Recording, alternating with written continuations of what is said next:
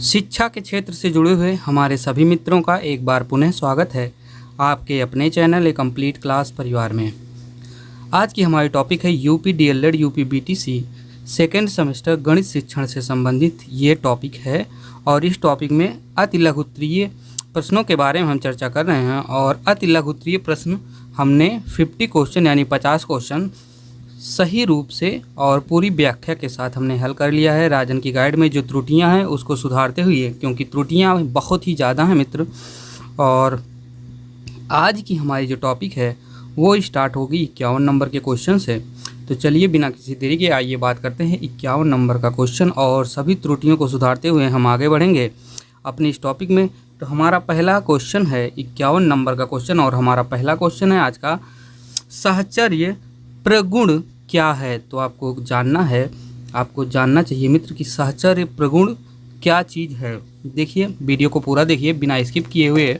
और अगर आपको लगता है कि ये वीडियो ठीक नहीं है या फिर आवाज़ आपको पसंद नहीं आ रही है तो प्लीज़ मित्र, आवाज़ धीरे धीरे आपको सब कुछ पसंद आने लगेगी। प्लीज़ वीडियो को कम से कम 10 मिनट देखिए, इसके बाद तभी आप डिसाइड कर पाएंगे कि वीडियो में आपको कुछ फ़ायदा मिलने वाला है या फिर नहीं। कम से कम 10 मिनट। तो साहचर्य प्रगुण क्या है? 3 पूर्ण संख्याओं को क्या कह रहा है? साहचर्य प्रगुण क्या है मित्र?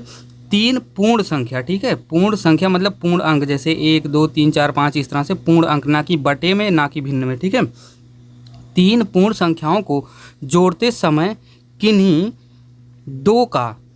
ये 2 लिखा गया है, किन्हीं 2 का समूह पहले ही बना लेने से योगफल में कोई असर नहीं पड़ता। पूर्ण संख्याओं में यह योग की क्रिया का साहचर्य प्रगुण कहलाता है, ठीक है। आइए हम आगे बात करते हैं क्वेश्चन नंबर 52 के बारे में। क्वेश्चन नंबर 52 हमारा कह रहा है, प्राकृतिक संख्या क्या है। तो मित्र, गिनती के लिए प्रयुक्त होने वाली संख्याएं 1 2 3 4 ... अनंत तक ये जाती हैं, गणना संख्याएं अथवा प्रकृत संख्या कहलाती हैं, ठीक है। गणना संख्या इसे आप कह सकते हैं, गिनने वाली संख्या प्राकृतिक संख्या भी कह सकते हैं। प्राकृतिक संख्या में 0 को शामिल नहीं किया जाता। क्यों? क्योंकि 0 पूर्ण संख्या है। आप किसी भी गिनती यानी किसी भी चीज़ का गणना करते हैं तो 0 से नहीं बल्कि 1 से स्टार्ट करते हैं। अगर कहीं आपसे पूछा जाए कि सबसे छोटी प्राकृतिक संख्या क्या है तो आप बताएंगे 1 है सबसे छोटी प्राकृतिक संख्या, ठीक है। सबसे छोटी, देखिए तुरंत पूछ ही लिया गया है कि सबसे छोटी प्राकृतिक संख्या क्या है, तो सबसे छोटी प्राकृतिक संख्या 1 है। आइए आगे हम बात करते हैं पूर्णांक क्या है। पूर्णांक में मित्र 0 से प्लस की सारी संख्याएं शामिल होती हैं और 0 से माइनस की सारी संख्याएं शामिल होती हैं, ठीक है। इसे हम पूर्णांक कहते हैं। और 0 की अगर हम बात करें तो ये ना धन पूर्णांक में आता है ना ऋण पूर्णांक में आता है। और एक चीज़ हम बात करें आपसे कि धन पूर्णांक की सबसे छोटी संख्या 1 है और सबसे बड़ी संख्या इन्फिनिटिव है। धन पूर्णांक की हम बात करें, ठीक है। अगर हम ऋण पूर्णांक की बात करें तो ऋण पूर्णांक की सबसे बड़ी संख्या -1 है और सबसे छोटी संख्या माइनस इन्फिनिटिव है, ठीक है। और आगे हम बात करते हैं क्वेश्चन नंबर 55 के बारे में। धन पूर्णांक किन्हें कहते हैं? तो सभी प्राकृतिक संख्याएं, जो सभी प्राकृतिक संख्या होती हैं वो धन पूर्णांक कहलाती हैं। इसे i+ से डिनोट करते हैं। ये 1 से लेकर इन्फिनिटिव तक जाती हैं। सबसे छोटी पूर्णांक संख्या की बात करें हम धन पूर्णांक संख्या की तो वो 1 है और सबसे बड़ी धन पूर्णांक संख्या इन्फिनिटिव है, ठीक है, इनफाइनाइट। आगे बात करते हैं क्वेश्चन नंबर 56 के बारे में। ऋण पूर्णांक किन्हें कहते हैं? तो मित्र, ऋण पूर्णांक को i- से डिनोट करते हैं। ये -1 से स्टार्ट होकर माइनस इन्फिनिटिव तक जाती है और सबसे बड़ी ऋण पूर्णांक संख्या -1 होती है और सबसे छोटी ऋण पूर्णांक संख्या माइनस इनफाइनाइट होती है, ठीक है। क्वेश्चन नंबर 57 के बारे में बात करें। अभाज्य संख्याएं क्या होती हैं? तो मित्र आपको सिंपल हम बता दें, अभाज्य संख्याएं वे संख्याएं कहलाती हैं जो खुद से कटे और 1 से कटे। तो देखिए 3 खुद से कट रहा है और 3 खुद से 3 से कट रहा है और 1 से कट रहा है, 7 खुद से और 1 से कट रहा है, 11 खुद से और 1 से कट रहा है। कहने का मतलब ये हुआ कि अभाज्य संख्याएं खुद से और 1 से कटती हैं, यानी केवल 2 संख्या से अभाज्य संख्याएं कटती हैं। आगे हम बात करेंगे भाज्य संख्याएं किसे कहते हैं। तो भाज्य संख्या क्या होता है? जो संख्याएं खुद से कटें, मतलब जैसे 2 है ये खुद से कटे, ठीक है, खुद से कटे और फिर साथ में 1 से कटे तथा अन्य किसी और संख्या से भी कटे तो वो क्या कहलाती हैं? भाज्य संख्या कहलाती हैं, ठीक है। तो आपको हम एक चीज़ बता दें कि भाज्य संख्या कम से कम 3 संख्या से कटती है और 2 क्या है? भाज्य संख्या नहीं होगी मित्र, ठीक है। 2 अभाज्य संख्या में सॉरी दो भाज्य संख्या में आएगी, क्यों आएगी? दो भाज्य संख्या में नहीं आएगी मित्र, क्योंकि दो से कट रहा है और एक से कट रहा है और किसी संख्या से नहीं कट रहा है, ठीक है।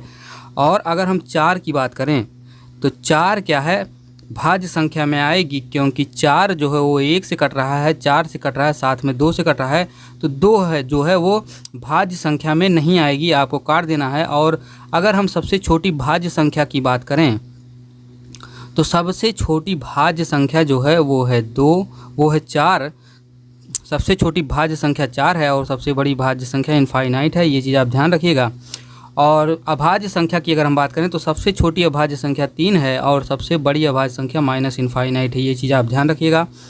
2 इसमें गलत किया गया है, 2 जो है नहीं है भाज्य संख्या, ठीक है, 2 अभाज्य में आएगा।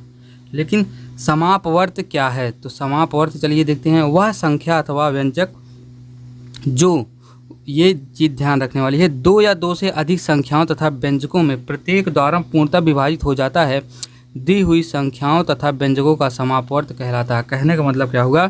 वह संख्या अथवा व्यंजक जो 2 या 2 से अधिक संख्याओं तथा व्यंजकों से प्रत्येक द्वारा पूर्णतः, जिसे देखिए आपको मित्र दे दिया गया है 8, ठीक है। अब 8 क्या है, 2 व्यंजक दिया गया है 4, 2, तो अगर 4 से भी 8 कट जाता है और 2 से भी 8 कट जाता है तो यही कहलाएगा समापवर्त, ठीक है। आगे हम बात करते हैं क्वेश्चन नंबर 60 के बारे में। सजातीय व्यंजक किन्हें कहते हैं? तो सजातीय व्यंजक किसे कहते हैं? एक ही जाति के व्यंजक, जैसे एक ऐसा बहुपद व्यंजक जिसमें केवल एक चर, यक्स को चर कहते हैं, मतलब जैसे इस तरह की अगर यक्स वाई जेड ये आता है तो इसे हम चर बोलते हैं, ठीक है। एक चर हो सजातीय व्यंजक कहलाता है। ऐसे बहुपद व्यंजकों में दूसरा चर नहीं होता। जैसे अगर इसमें 3x² + 2x - 6 ये दिया गया इस तरह से, तो ये है सजातीय। लेकिन अगर इसी में कहीं y भी शामिल कर दिया जाए तो ये हो जाएगा विजातीय हो जाएगा, ठीक है। चलिए विजातीय देखिए यहाँ नीचे दिया भी गया है तुरंत। तो विजातीय व्यंजक किसे कहते हैं? ऐसा बहुपदीय व्यंजक जिसमें अलग अलग चर विजातीय व्यंजक कहलाते हैं। अलग अलग चर सामने, जैसे 3x + 2 और तथा 13y + 4, ठीक है। तो इसमें 2 शामिल है। अगर यहीं पे x होता तो भी ये भी सजातीय हो जाते हैं कि जातीय हो जाते हैं, ठीक है। सर्वसमीका क्या है? तो मेरे सर्वसमीका के बारे में आते हैं। सर्वसमीका चर राशियों में ऐसा जिसमें दोनों पक्ष बराबर हों सर्वसमीका संबंध कहलाता है। जैसे किस तरह से, जैसे देखिए 3x + 5 बराबर, ये आप क्या कह सकते हैं इसको, 5x - 2 + 5। क्या?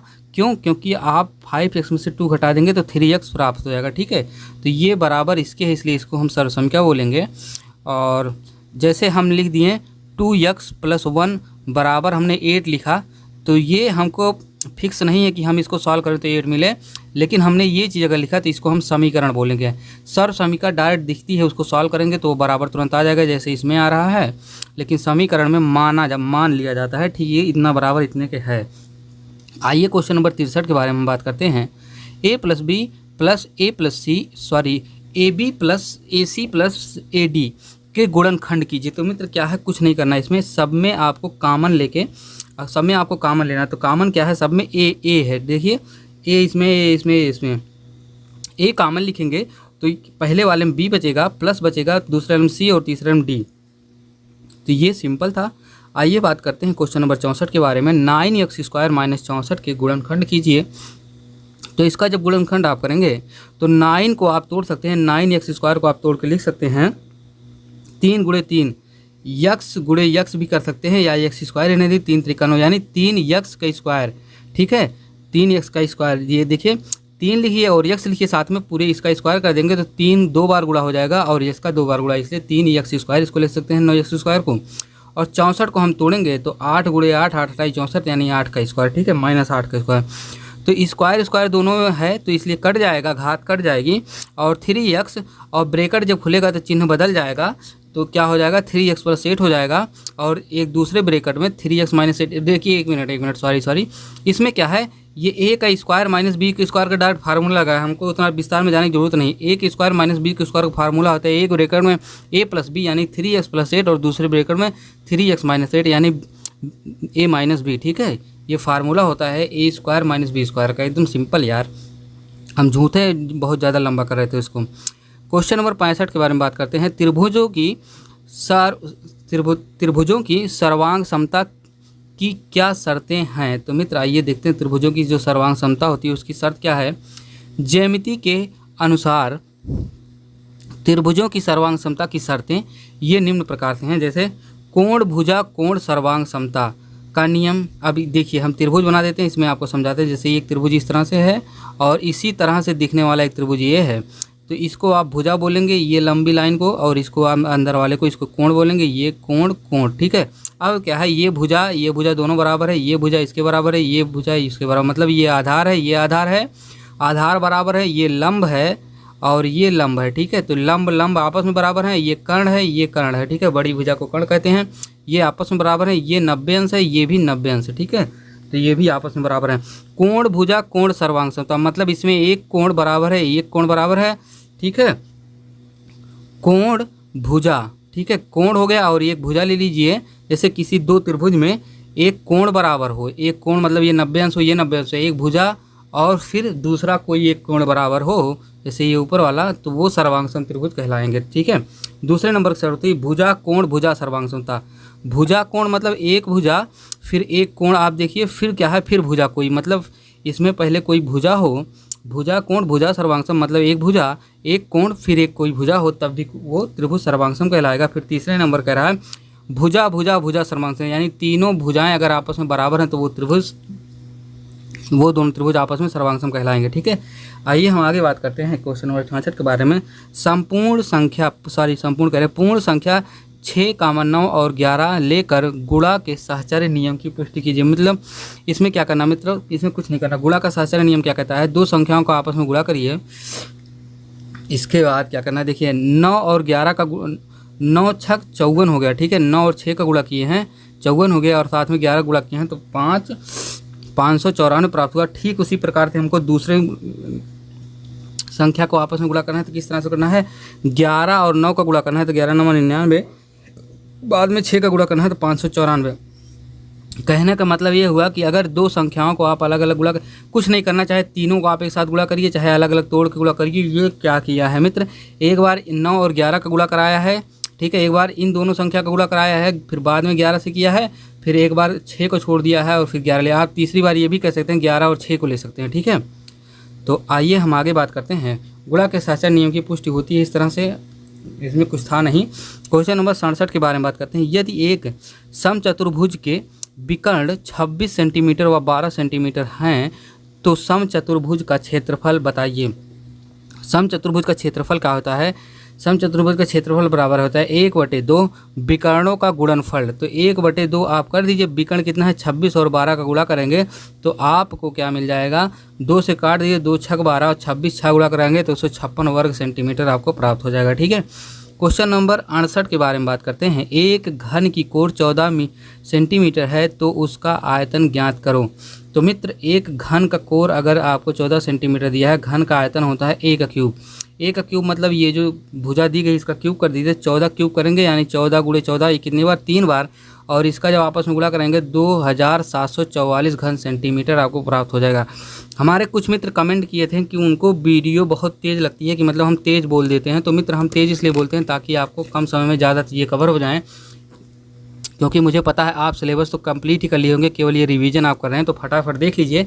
अगर आपको लगता है कि तेज़ बोला जा रहा है तो आप जहाँ से आप वीडियो की क्वालिटी तेज़ धीम करते हैं वहीं से स्पीड भी तेज़ और धीम होती है, ठीक है। वहाँ से जाके आप कर सकते हैं। अगर आपको तेज़ देखना हो तो तेज़ देखिए, वहाँ जाके सेटिंग कर दीजिए, और अगर धीमा देखना हो तो वहाँ सेटिंग में ऊपर 3 डॉट पे क्लिक करिए, वहाँ से आप धीमा भी कर सकते हैं, ठीक है, जैसी आपकी आवश्यकता हो। आइए हम आगे बात करते हैं क्वेश्चन नंबर 69 के बारे में। आयत किसे कहते हैं, इसका क्षेत्रफल तथा परिमाप ज्ञात करने का सूत्र क्या होता है। तो मित्र हमने आयत के बारे में संपूर्ण जानकारी आपको अपनी पिछली गणित की वीडियो में दे दी है, आपको आई बटन में भी मिल जाएगा। आयत एक 4 भुजाओं की आकृति है जिसकी आमने सामने की भुजाएं बराबर होती हैं, ठीक है। आयत इस तरह से होता है, आमने सामने की भुजाएं इसमें बराबर होती है। इसके बाद हम आगे बात करें, तथा इसका प्रत्येक कोण कितना होता है, समकोण होता है, यानी ये जो कोण बनेगा ये कोण ये कोण ये कोण ये कोण ये समकोण होगा, यानी 90 अंश का होगा। आयत का क्षेत्रफल बराबर होता है लंबाई गुणे चौड़ाई, यानी ये लंबाई जो है ये और ये गुणे ये चौड़ाई, आपस में गुणा कर देंगे तो क्षेत्रफल प्राप्त हो जाएगा। आयत का परिमाप की बात करें तो ये पूरा परिमाप मतलब चारों भुजाओं को आप एक साथ जोड़ लीजिए, या फिर आप 2 लिखिए, फिर लंबाई धन चौड़ाई यानी लंबाई और चौड़ाई करिए। 2 का मतलब होता है ये भुजा भी शामिल होगी, ठीक है उसमें। तो 2 लंबाई धन चौड़ाई या करिए, या फिर चारों भुजाओं को आपस में जोड़ लीजिए। अगर चारों भुजा पता है तो परिमाप आपको मिल जाएगा, ठीक है। वर्ग क्या है, इसका क्षेत्रफल ज्ञात करने का सूत्र बताइए। तो आइए चलिए देखते हैं वर्ग क्या है। 4 भुजाओं से घिरी ऐसी आकृति जिसकी चारों भुजाएं समान हों तथा प्रत्येक कोण समकोण हो, वर्ग कहलाता है। देखिए वर्ग क्या है, चारों भुजाएं आपस में समान होती हैं। इस तरह से आप इसको बना सकते हैं। ये भुजा, ये भुजा, ये भुजा, ये भुजा सब आपस में बराबर होती हैं। प्रत्येक कोण की बात करें तो 90 अंश का होता है। और आगे हम बात करते हैं वर्ग का क्षेत्रफल होता है भुजा का स्क्वायर, यानी कोई एक भुजा ले आपको पता है तो इसका स्क्वायर कर दीजिए, आपको वर्ग का क्षेत्रफल मिल जाएगा। वर्ग का परिमाप की बात करें तो 4 गुणे भुजा यानी चारों भुजाओं का माप एक साथ जोड़िए यानी 4 गुणे भुजा, ठीक है। आइए आगे बात करते हैं क्वेश्चन नंबर 71 के बारे में। त्रिभुज का क्षेत्रफल ज्ञात करने का सूत्र क्या होता है। हमें त्रिभुज का क्षेत्रफल ज्ञात करने का सूत्र होता है 1/2 आधार गुणे ऊंचाई। मैं स्टैंडर्ड फार्मूला भी आपको बता दूं त्रिभुज का कि वो सभी त्रिभुजों में क्षेत्रफल निकालने के लिए ज्ञात होता है। यस बराबर होता है ब्रैकेट में अंडर रूट लगा के यस ब्रैकेट में यस माइनस ए, एस माइनस बी, एस फिर तीसरे ब्रैकेट में एस माइनस सी। अब क्या है, ए बी सी क्या है, यस क्या है।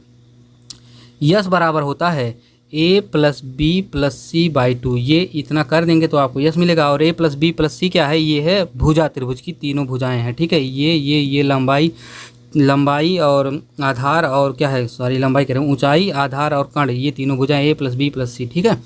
आइए आगे हम बात करते हैं क्वेश्चन नंबर 72 के बारे में। वर्गीकृत आंकड़े क्या हैं। तो वर्गीकृत आंकड़े के बारे में हम जानते हैं।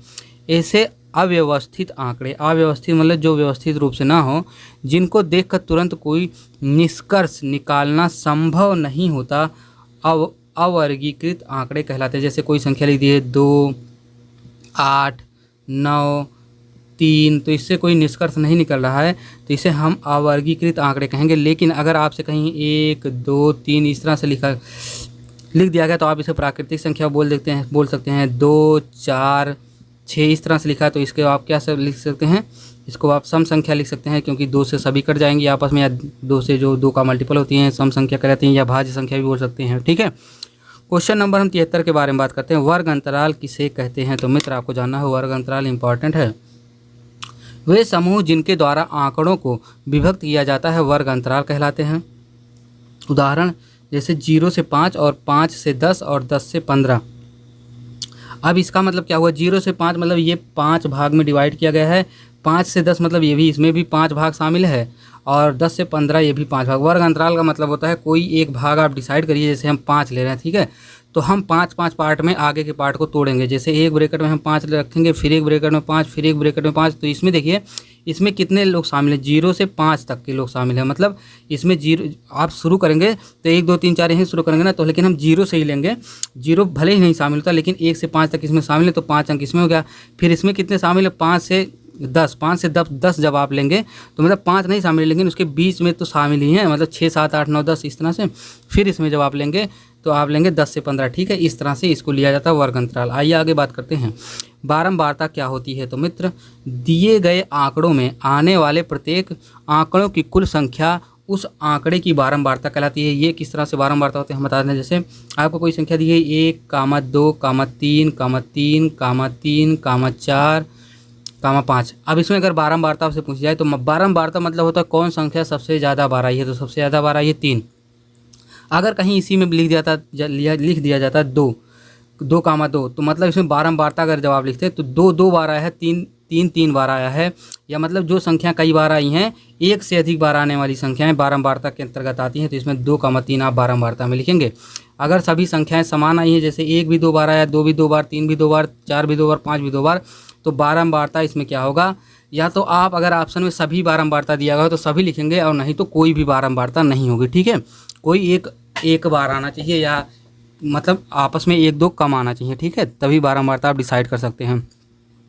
क्वेश्चन नंबर 75 के बारे में हम बात करते हैं। x cube into y minus x into y का क्यूब का गुणनखंड कीजिए। तो मित्र इसमें कुछ नहीं करना, एकदम सिंपल है। देखिए x और y को कॉमन लीजिए आप, क्योंकि दोनों में शामिल है, और अंदर आप लिखेंगे x² माइनस y स्क्वायर। क्यों, क्योंकि x y से जब x स्क्वायर में आप गुणा करेंगे तो ये x क्यूब y हो जाएगा, और यक्स वाई से जब वाई गुणा करेंगे तो ये यक्स वाई क्यूब हो जाएगा। ठीक है, अब इसको क्या करेंगे आप, इसको आप इस तरह से तोड़ेंगे, यक्स स्क्वायर वाई स्क्वायर यानी ए स्क्वायर माइनस बी स्क्वायर का फार्मूला लग जाएगा। ए स्क्वायर माइनस बी स्क्वायर का फार्मूला यही इतना बराबर होगा, एक ब्रैकेट में यक्स प्लस वाई, ये दूसरे ब्रैकेट में यक्स माइनस वाई, और यक्स वाई ये बाहर ऐसे रहेगा। ठीक है, तो आज की टॉपिक हमारी यहीं तक थी, अगली टॉपिक हम कल करेंगे। और सभी मित्रों से मेरा निवेदन है कि वीडियो को अपने दोस्तों और मित्रों के पास ज़रूर पहुंचाएं, ताकि जो है वीडियो को ज़्यादा से ज़्यादा लोग देखें और अपने ज्ञान को और इम्प्रूव कर सकें, ताकि उनका मैथ में जो क्वेश्चन गलत होने की संभावनाएं हैं वो सही हो सकें, और आप लोगों का, सभी लोगों का सहयोग हो सके, और जो है क्वेश्चन आप फास्ट रिवीजन कर सकें। तो मित्र नमस्कार, धन्यवाद सभी लोगों को। आज की टॉपिक यहीं तक।